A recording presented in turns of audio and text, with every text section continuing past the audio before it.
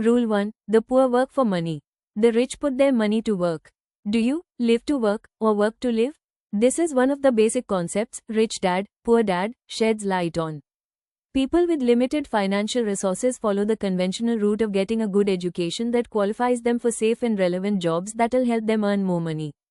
Thus, they avoid taking risks out of fear. On the other hand, rich people buy or invest in income-generating assets such as stocks, real estate, mutual funds, etc. They make money via passive income and don't work their entire life to earn it. Rule 2. Know the difference between an asset and a liability. Simply put, an asset is something that puts money in your wallet. In contrast, a liability is something that takes money out of your wallet. Keeping this in mind, now you'll understand why rich people acquire assets, securities and investments, and poor people add liabilities, commitment and obligations. This is crucial in determining an individual's future wealth development. This is one of the best ways of investment. Rule 3. How much you save matters more than what you make. The most important practice that separates the rich, predominantly the self-made, from others is the consistent habit of saving enough. One of the biggest mistakes people commit is prioritizing spending over saving. Savings get the leftovers. For example, say your in-hand salary is 50,000 rupees. After allocating money for necessary expenses and a few nice-to-have luxuries, you have 2,500 rupees left. That means you're only able to save 5% of your total income.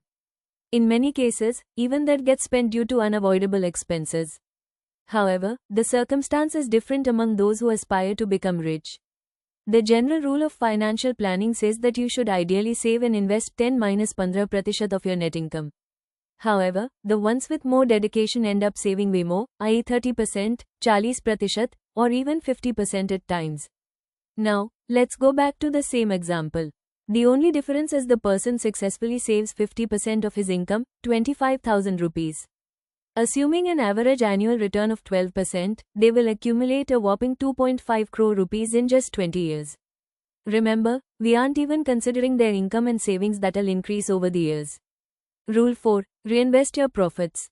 Robert Kiyosaki insists on reinvesting the profits created by your assets in other assets. It's one of the best ways of investment. Instead of thinking about earning more, focus on looking for more valuable assets. Say you rent out an apartment that you own.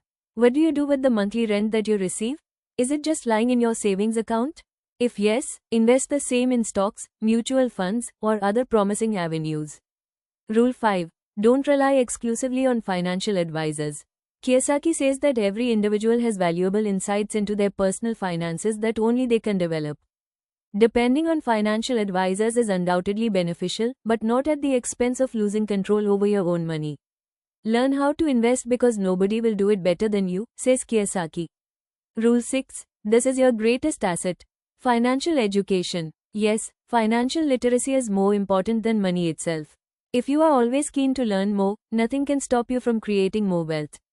Most importantly, analyze how the science of making money and investing works. Intelligence solves problems and produces money, and money without financial intelligence is quickly lost, said Robert Kiyosaki.